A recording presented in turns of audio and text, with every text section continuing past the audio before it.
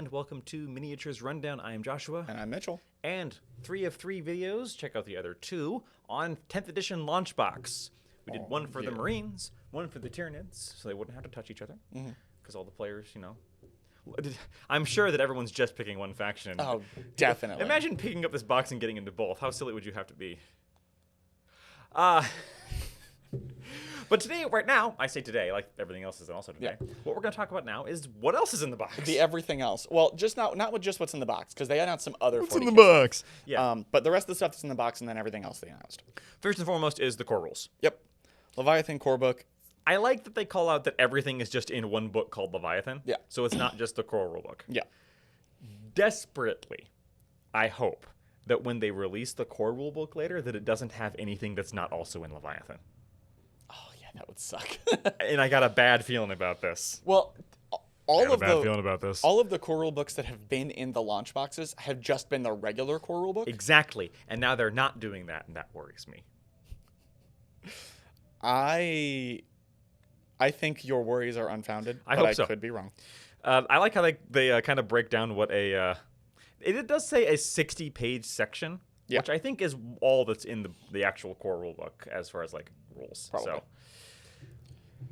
So core rules, combat patrol rules, crusade rules. They call out combat patrol and being here. I'm assuming that because they did say that combat patrol rules would also be free online, right? Yeah. So well, I mean, all the rules are going to be free online. Yes. So this rule book is basically a physical redundancy. But one thing they call out that I wanted to call attention to is they say that you can make a new combat patrol and use the combat patrol rules out of the stuff in the box. I did not see that. Yeah. So if you are somebody, and I know some certain people are who's just really looking forward to combat patrol as the new game mode that you really want to play because you want something smaller, or that's just balanced box versus box.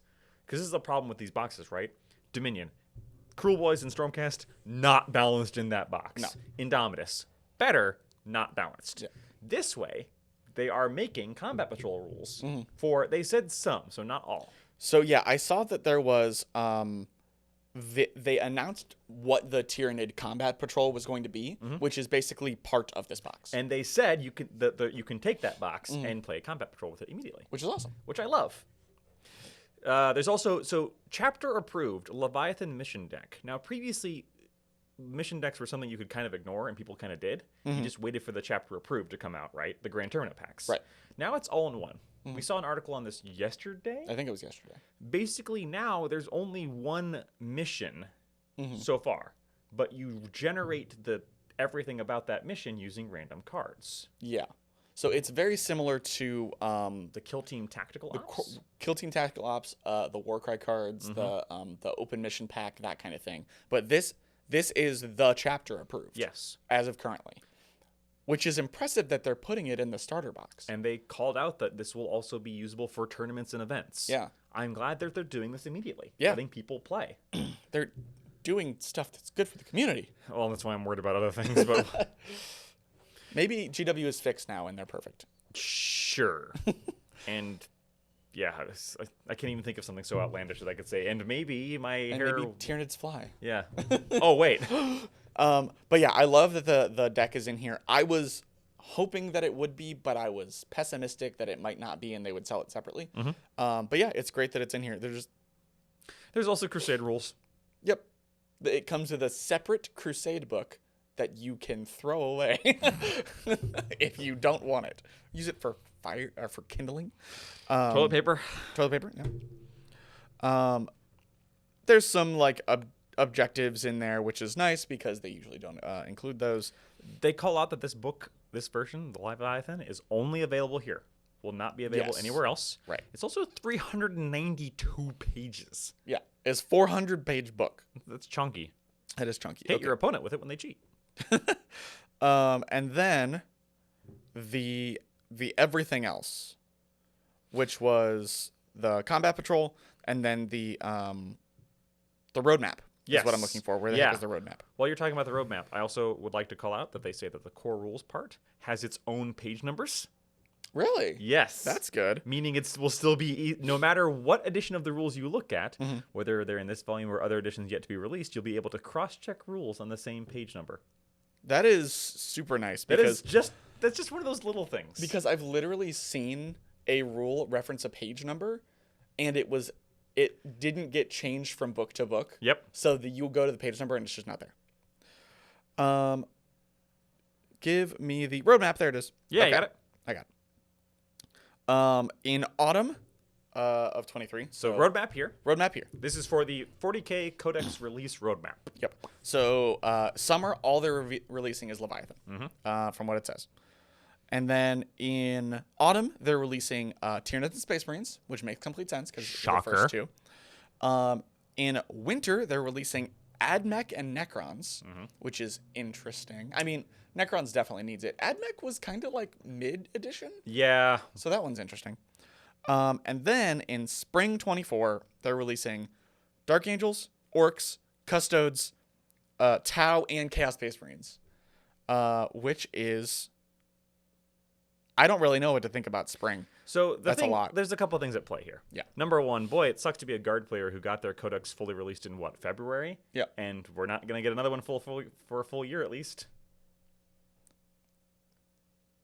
Yeah, you're right. And it's just useless. That kind of sucks. Yep.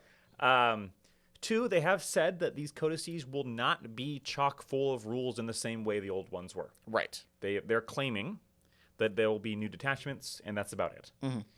If they stick to that, this is not nearly as much of a problem. I agree. If they fall back into what they swore they wouldn't do, and they just release more Codex creep, then this is... I mean, it's a problem in the same way that 40K has always had this problem. Yep. It's not a new problem, but they've been hammering so much on this not being a problem for this edition. This is where you have to prove this. Right? This is where show me that what you said is actually true. Yeah. And I'm worried. Me too. Because you've fooled me before, GW. Especially when it comes to books. This is the thing that GW is the worst at, is making books and making you buy lots and lots and lots and lots of books. Yes, because books are profitable. Right. There's a lot of hubbub about why they might have changed this. The rule online. I don't see anything on there about these being online available. Yeah. We will see. But it's hard to be excited for it right now. Yeah. I'm excited for the indexing.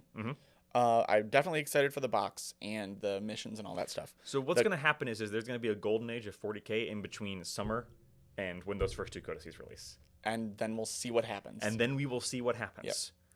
Yep. We're gonna throw our caution to the wind and pray that GW did it right this time. Yeah. Says you won't even have to wait for the Codex to start playing. Every faction's getting... No, it's just repeating that all the rules are coming out. It's fine. So yeah, it is interesting that the codexes are coming out that, I don't want to say quickly, because we knew it would happen. I would take... You know what would be great is if we had the last year or year and a half of 40K not being waiting for codices. Yeah. What if all the codices were released in the first full year? That'd be great. The first full year and a half. That would be fantastic. But GW's not going to do that. No. Because even though it's the same products, it gives them less money? Yeah, because if you release too many things at once, people choose what they want to buy. The idea is to make people buy a codex. You wait 3 months and they want to buy that next codex too. Yeah. But we'll see. But until then, thanks for tuning in. I'm Mitchell. I'm Josh.